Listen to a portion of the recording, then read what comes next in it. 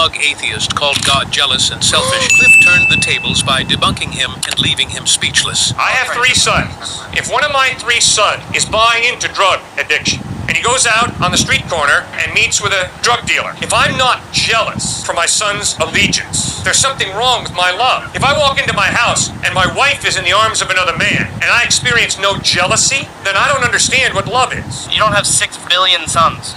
Yeah, but when we talk about God's jealousy, we're talking about his love, which is committed to us. And because his love is committed to us, when he watches us go after idols that lead to destruction, he is jealous. Yes, he's so committed to us that he gives cancer to good people. God doesn't give cancer to good people. Really? Really? Who gives cancer to good people then? You and I live in a cursed, messed up world, just in case you haven't noticed. Wasn't Jesus supposed to? And there's a lot of havoc and a lot of chaos. And when you read the Bible, you bump into Genesis chapter 3. And in Genesis chapter 3, we've got to read about a fall. And it's a big fall. It's not a question of someone stubbing their toe. Adam and Eve commit cosmic treason against God. There's a major fall. And that's where the earth is messed up. What's the point of the book of Job? Did Job sin? Is that why he suffered? No. Job suffered because he was born into a cursed, unfair world. Job suffered because God had a bet with Satan.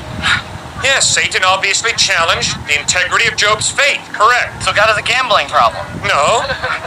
It's an issue of free will. It's an issue of free will. And obviously Satan's point was, the only reason Job has faith in you is because he knows who butters his bread. And his faith is just based on you unloading the goody-goodies on him. And once you take the goody-goodies away, he'll curse you to your face. But we're missing the point that God felt he had to prove himself to Satan. Why did he feel he needed to prove himself to Satan? God didn't have to prove himself to Satan. He didn't have to, but he felt he needed to. No, he did not. The book of Job is not about God proving anything. The book of Job is a challenge of, is Job's faith based on having the goody-goodies in life delivered on a silver platter, or is Job's faith based on the character of God being good in spite of the circumstances of life? And when the circumstances of life turn unfair and cruel, Job's faith is so magnificent because his faith is not based on the circumstances of life, it's based on the character of God.